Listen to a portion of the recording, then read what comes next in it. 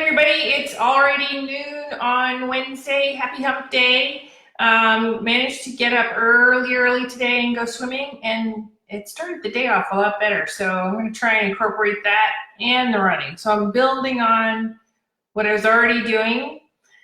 Today's reading is from The Magic Compass, The Adventures of Maggie Parker.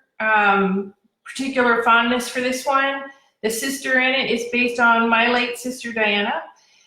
And it's a fun story set in Austin, where I live, and you know I love Austin. So, and hello Debbie, who made it. We're going to be putting all of these on a YouTube channel soon, so that you can go back and look at any of the ones you want, or if you missed one, or if you have absolutely nothing else to do and don't own cable and you want me to read to you. Louis had no complaints when he was growing up. So today it's going to be Magic Compass. I hope you all enjoy it. And we may start adding in a little bit of author notes at the end of them. Let me know what you think. Again, if there's anything you want to see me add that you've been wanting to do or know, just let me know. Also, the author lunch last Saturday, the fan lunch, the author was there, but it was really a fan lunch, at the Meat-Eyed Cat, which is an actual place that is in the Magic Compass, was a blast. Debbie was there, Esther was there were a few other fans. It was a blast. So we'll do it again. If you can make it to the Austin area, would love to join you, and lunch is on me. But in the meantime, let's go with the Magic Compass. There was a flash of sparkling gold light just outside the window, followed immediately by a loud crack of wood splintering and the sound of chickens squawking in the backyard. What the hell? Maggie Parker stood suddenly upright, holding very still to try and catch any more sounds. Her knee banged against the tall wooden dresser, and she let out a short breath of air, choking back a grunt of pain. Nothing. No, wait, there's one. A loud clang, like something was knocked to the cement floor of the garage out back.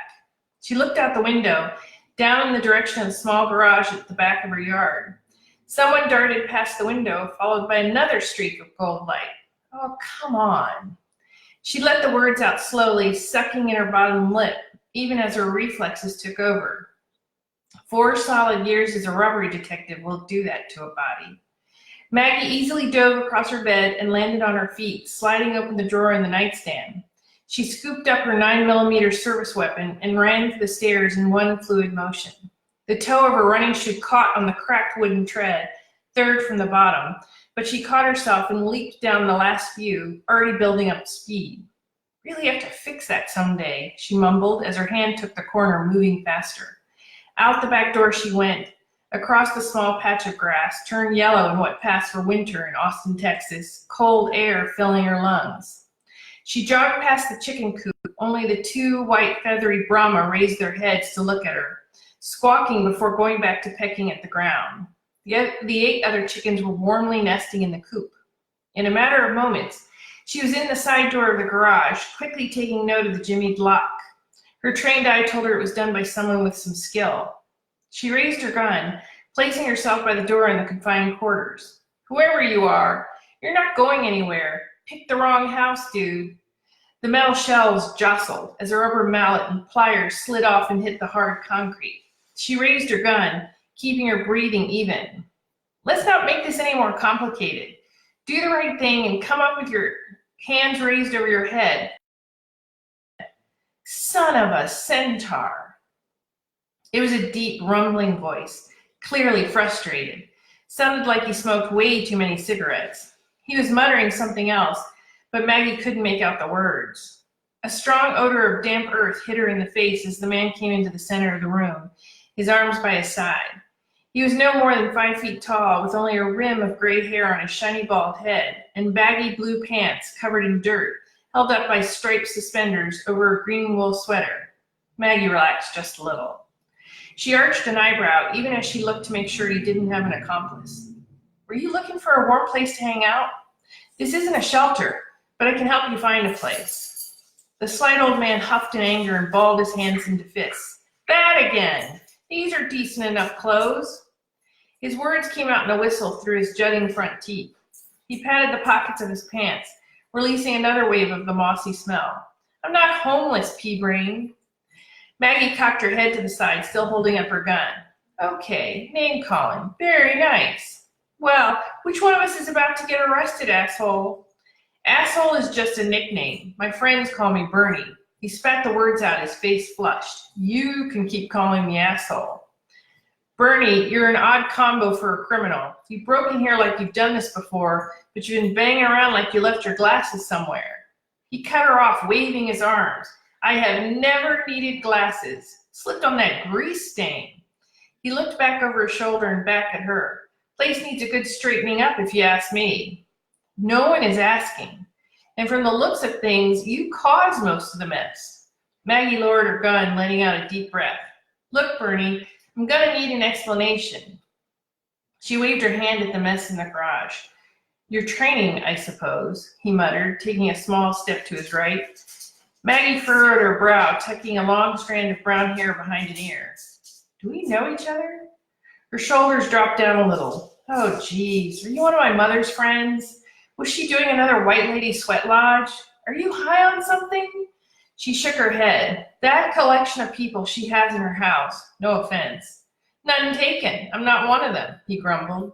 He took another small step to the right, sliding an old green metal toolbox with his foot.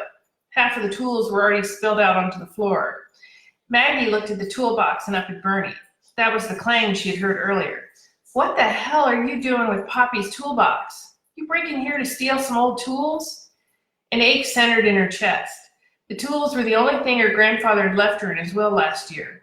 She had put the box on a shelf and left them there. It was still too painful to look through them. But it didn't mean someone could take them. Answer the question. What do you want with the tools? Maggie lifted her gun back up, the hair in her arms starting to stand up, and a familiar tingle spreading along the back of her neck. She got it every time something was about to go down. The muscles across her back tensed. Bernie peered at her, squinting his eyes like he was sizing her up. He shrugged and turned, picking the metal box up and dumping out the contents. Hey, that's all I have left from my grandfather. Excuse me. Maggie felt a flush of anger and ran across the room, dropping to one knee. She was still holding up her gun, even as she pushed the tools out of the small man's reach. But he was already ignoring everything except the small wooden puzzle box that was resting lightly in the palm of his hand. A satisfied grin broke out across his face. Not a chance, Maggie shouted. He had picked Maggie's favorite from the toolbox, a useless wooden box her grandfather let her play with as a child, but was never able to open. It was decorated on every side with a different element of wind, fire, water, or earth. On the top was an engraving of a compass rose. Bernie looked all around and waved his arm as he made an attempt at an end run around the detective, barreling at her. She put out her foot to trip him up, combining it with an elbow to his midsection. Oof. He blew out sharply, losing his grip on the box as it dropped toward the floor. No, not this time, he called out. They both reached up for the box at the same time, fumbling it through their fingers as it continued to tumble off course, headed for a puddle of water where rainwater had seeped inside the garage. The box landed on its side, making a small splash, as Bernie gasped, his eyes growing wider. His voice came out in a whisper. Pea-brain, what have you done? What? Maggie looked back and forth quickly between Bernie and the box, which was already vibrating, the shaking growing more violent by the second. Maggie didn't hesitate. She scooped it up, cradling it in her hands, and felt the vibrations from it travel up her arms, chattering her teeth. A wave of energy passed through her that felt exactly like the last time she rode a roller coaster and flipped upside down, twisting around a steep curve. How is this possible? Her voice had a hum to it, as if her entire chest were vibrating. But just as suddenly, it stopped, and the stillness hung in the air. She swallowed hard and realized she was still gripping her gun in her other hand. Hope you don't have plans, Bernie, because I'm going to be asking you questions for a while. Maggie never took her eyes off the box. A shudder went down her spine. Bernie stood frozen right where he was, his mouth hanging open as one by one, different parts of the small box in Maggie's hand shifted and pieces unfolded like petals, revealing an inner chamber. Inside was a small brass compass with 5 black needles pointing in different directions, covered with a clear glass face. One of the needles was pointing directly at Maggie. The compass. It was yours all along, gasped Bernie, staring at Maggie. You're the new elemental. The compass began to make a whirring noise, the needle spinning as the tiny cogs behind it spun faster and faster. The round knob on the top of the compass popped open, pushing it up at an angle, and small metallic wings spread out to the sides, fluttering as the compass took flight. Maggie watched the wings' movement. I'm pretty sure this is not possible, she whispered, as the intricate piece of machinery hovered in front of her face. She put her hand up closer to it, and it dropped back into her palm, the wings folding up as the knob popped back into place. She heard Bernie swear under his breath. Leo swore it couldn't be you. Bernie put out his hand to touch the compass, laying inert in the center of the open box, still in Maggie's hand. Back off! Maggie recovered herself, remembering why she was standing in her garage on her morning off. She kept out her hand that held the compass, not sure what to do, but made sure her other hand was pointing her weapon at Bernie. You're going to need to put those hands up, Bernie. I haven't forgotten that you broke in here. You're coming downtown with me unless you can give me a really good reason for why you know the first thing about me and how that connects to breaking into my garage and what you want with Poppy's tools. Not the tools. Bernie wiggled his fingers above his head, muttering the same garbled words Maggie had heard before, but she still couldn't make out what he was saying. What are you? Large, clear bubbles floated in a cluster near the ceiling of the small cinder block garage, caught her attention. Maggie frowned but didn't have time to do anything more than that. An old ball-peen hammer rose off the floor from the pile of tools and landed neatly in Bernie's open hand. Maggie felt another shudder go down her spine, but there was no time to make any sense out of any of it. I have to stop eating brownies from Mom. I told her that wasn't cool after the last time. Bernie's arm was already pulled back, launching the hammer in the direction of Maggie's head, leaning into the pitch. She ducked just as the hammer breezed past her head, tucking her chin just for a moment. Okay, now we're done playing. Attacking an officer guarantees you that ride downtown. Maggie's head was only tilted down for a second, but when she looked up, Bernie was gone, and so was the compass. Not a chance he got past me. She ran across the short divide, ducking behind the metal shelves, but there was no sign of him. How the hell did he get past me? A large moth fluttered near her head, and she swatted at it, her head still working on a swivel. Ow! Did that thing just bite me? She pulled in her hand and saw 2 small red marks. I just got bitten by a baby Mothra. She looked back up. What a weird day. Out in the yard, the chickens were all out of the coop, running along the fence squawking. Maggie ran to the fence, easily jumping up into the wooden crossbar to get a better look into her neighbor's yard. No sign of Bernie anywhere. She ran down the side of her Caribbean blue bungalow and out to Pressler Street, but it was sleepy this time of day. A man in a green puffy coat with a hood pulled close against the wind hurried along the street, not bothering to look back at Maggie. A small black Labrador looked up from her front yard 2 doors down and started barking at Maggie till she darted back the way she came. Damn, where could that old man have gone? The chickens continued to race back and forth as the moth took to higher ground, flying closer to the top of Old Pecan Tree. It landed in the crook of the old tree where it was hidden from view, just as a large bubble popped next to it, releasing the small compass. The moth settled on top of it, biding its time. Maggie's brow furrowed as she jumped down from the fence, looking for any further signs of trouble. A white and black dorking hen nipped at the wire fencing surrounding the coop, clucking loudly.